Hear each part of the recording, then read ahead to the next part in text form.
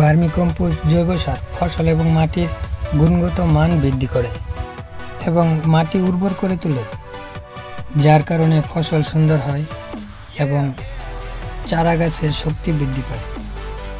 আমরা অপ্রয়োজনীয় সার জমিতে প্রয়োগ করে জমির গুণগত মান নষ্ট করে ফেলতেছি এবং পরিবেশ দূষিত করতেছি।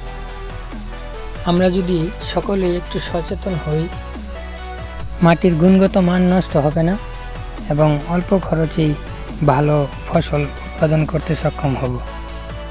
ইতিমধ্যে 60 থেকে 70 কেজি জৈব সার উৎপাদন করতে সক্ষম হয়েছে। জৈব সার উৎপাদন করার জন্য প্রয়োজন গোবর এবং কেঁচু। জৈব সার উৎপাদন করার জন্য যে কেঁচু ব্যবহার করা হয় আর আমাদের অঞ্চলে যে কেঁচু দেখা যায় দুইটা ভিন্ন।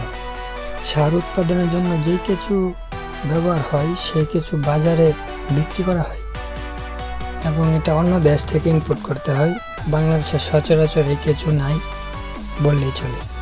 এই কেঁচু পার কেজিতে আপনার 2500-3000 টাকা বিক্রি হয় প্রতি কেজি এবং 20 থেকে 25 টাকা কেজি সার বিক্রি করা হয়।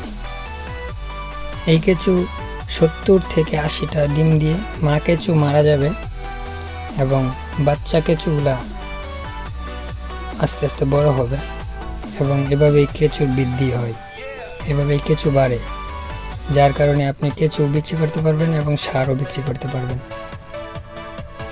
এবং আপনার নিজেও ব্যবহার করে ভালো ফসল উৎপাদন করতে পারবেন। যারা এইসবের মাঝে আনন্দ খুঁজে পায় তাদের জন্য এই প্ল্যানটা, এই জৈব সার উৎপাদন করার প্ল্যানটা তাদের জন্য। তারা এটি করে স্বাচ্ছন্দ্য বোধ করবে এবং মজা পাবে, সাথে সাথে আপনার আর্থিক যেই চাহিদাটা সেটাও পূরণ হবে।